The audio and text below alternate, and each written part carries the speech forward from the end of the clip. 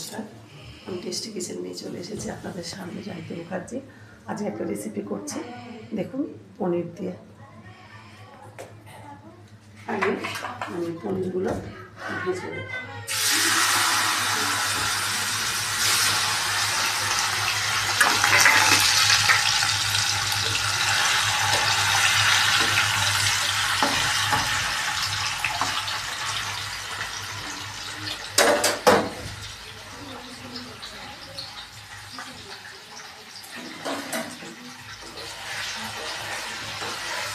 পনিরগুলো খুব ভালো করে ভেজে নিতে হবে, হালকা হালকা লাল লাল হবে, পুরো লাল না, অল্প হালকা হালকা লাল হবে।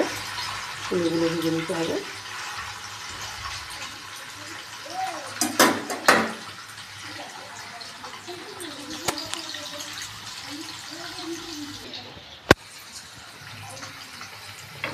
আমার পনিরটা খুব ভালো করে ভাজা হয়ে গেছে, খুব একটা ভাজবো না, আধা ভাজবো। এবার আমি পনিরগুলো উঠিয়ে নিচ্ছি।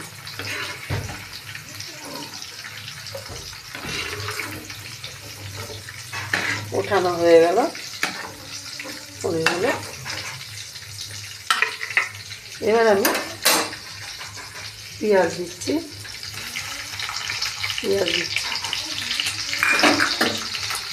পেঁয়াজ দিয়ে নাড়াচাড়া করে আমি ছোটো ছোটো করে কেটে রাখা আলু এর মধ্যে দিই।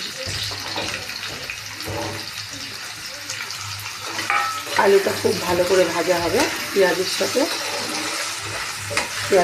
আলুটা খুব ভালো করে ভাজা হবে, সুন্দর করে ভেজে নিতে হবে। বন্ধুরা, আমার আলু ভাজা হয়ে গেছে, সুন্দর করে আলু পেঁয়াজ আমি ভেজে নিয়েছি। এবার দেখো, আমি প্রথমে দিয়ে দেবো এই টমেটো পেস্ট, মিক্সার গ্রাইন্ডে পেস্ট করে রাখা টমেটো আমি দিয়ে দিলাম। একটু মিক্সার গ্রাইন্ডটা ধোবো, ধুয়ে একটু জল দিয়ে দেবো। পেস্টটা দিয়ে দিলাম। পেস্টটা দিয়ে এর মধ্যে একটু হলুদ দেবো,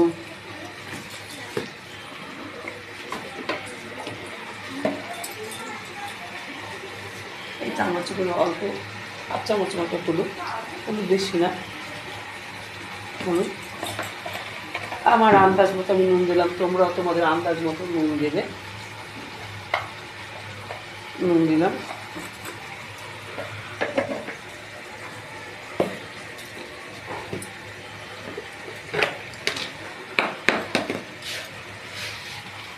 আন্দাজ মতো আমি আমার চিনি দিয়ে দিলাম।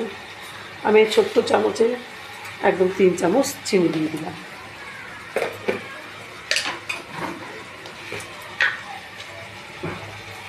এই হাফ চামচ মতো লঙ্কা দেবো। লঙ্কা গুঁড়ো বেশি দেবো না, ঝাল হয়ে যাবে। এবার ভালো করে মিক্সড করে নিয়ে টমেটোটাকে ভালো করে ভাজতে হবে।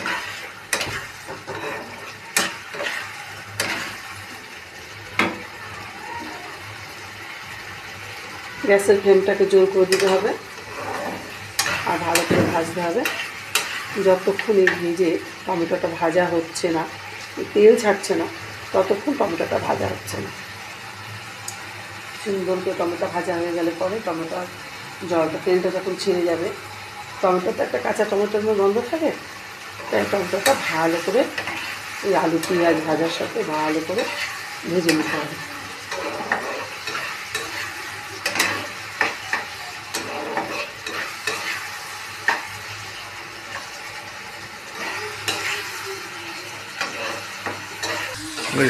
বন্ধুরা দেখো, আমার এই টমেটো দিয়ে মশলা এই ভাজাটা কত সুন্দর হয়ে গেছে, একদম সুন্দর হয়ে গেছে ভাজা।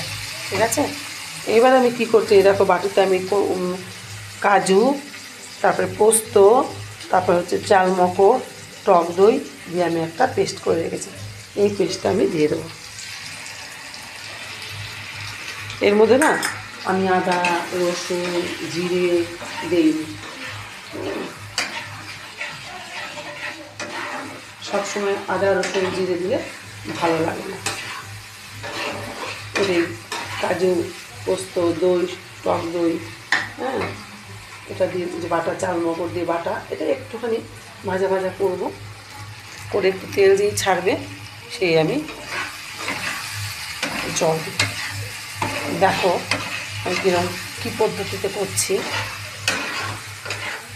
এরকম করে তোমরা খাবে, রান্না করবে, দেখো খুব সুন্দর হবে রান্নাটা।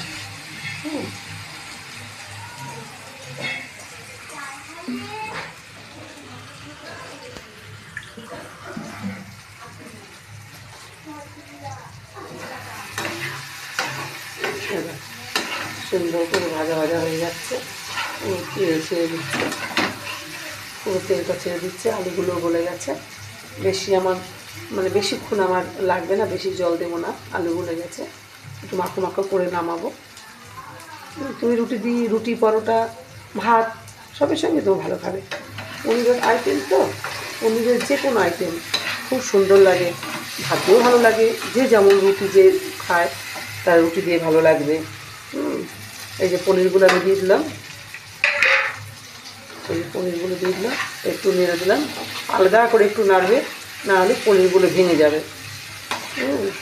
আলাদা করে নেড়ে আমি অল্প করে জল দিয়ে দিলাম, অল্প করে জল দিয়ে দিলাম।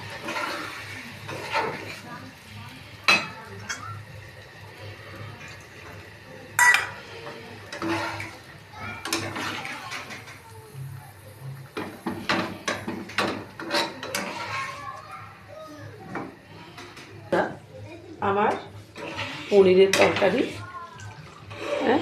কমপ্লিট। এবার আমি দেখো 1 চামচ বাটার দিয়ে দিচ্ছি, 1 চামচ বাটার দিয়ে দিচ্ছি, আর গরম মশলা দিয়ে দিচ্ছি, দিয়ে দিলাম, দিয়ে এটা একটু নাড়াচাড়া দেবো। গ্যাসের ফ্লেমটা কম করে দিলাম, দিয়ে একটু নাড়াচাড়া দিলাম, দিয়ে আমার পনিরের তরকারি কমপ্লিট। একদম খুব দুঃখ লাগে রান্না করি, তোমাদের দেখাই, তোমরা এরকম করে খাবে করে। হ্যাঁ, আমি তো তোমাদের খাওয়াতে পারছি না, তোমরা করে খাবে, করে খেয়ে আমাকে কমেন্ট বক্সে জানাবে কেমন হলো। একটা লাইক করবে, অবশ্যই সাবস্ক্রাইব করবে। এটা তোমাদের কাছে আমার রিকোয়েস্ট।